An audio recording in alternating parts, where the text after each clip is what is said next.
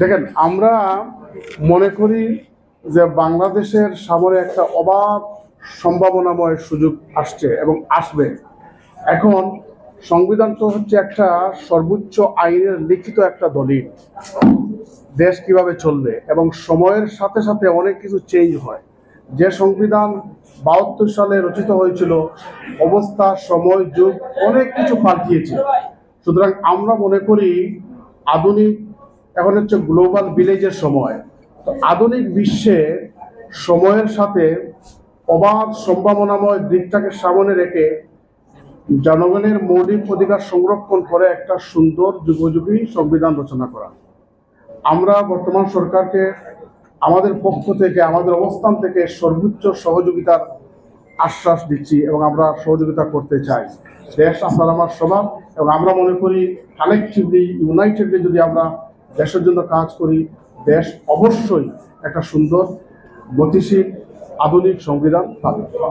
আমরা কিন্তু প্রথম অপশনে বলি নাই ডক্টর সাদিন মালিক সাহেবের কথা। আমরা প্রথম অপশনের আগে বলেছি যে গতকালকে সরকার ঘোষণা করেছেন ডক্টর সাদিন মালিকের নেতৃত্বে একটা কমিশন গঠন করা হয়েছে। এটাকে আমরা সাধুবাদ জানিয়েছি এবং আমরা মনে করি একটা পজিটিভ উদ্যোগ। কিন্তু আমরা স্পষ্টভাবে 3টা অপশন দিয়েছি, যে কোন অপশনে কিভাবে হবে আমরা বলেছি আমাদের বক্তব্যে।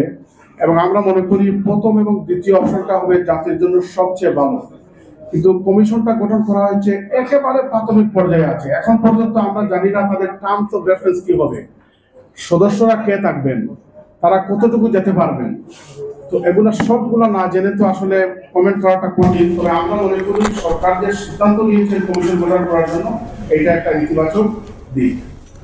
তাহলে কি পুনর্লিখন চান না পুনর্নির্মাণ চান নাকি একদম প্রণয়ন চান? তাহলে স্পেসিফিক কি হবে? একটা আরেকটা সাপ্লিমেন্টারি, এর বিপরীতে হচ্ছে আপনি সংশোধন। কিন্তু পুনর্লিখন বলেন, রিড্রাফট বলেন, এরপরে প্রণয়ন বলেন, সবটি কিন্তু একটার অধীনে আসে। আমরা মনে করি সংবিধানকে কাটাছেঁড়া করে এমন একটা পর্যায়ে নিয়ে আসা হয়েছে, একজন নাগরিক ভালো করে সংবিধান ফলো করতে পারবে না, না ভেঙে। অর্থাৎ ইংরেজিতে যেটা বলে, one cannot follow the constitution properly without violating it.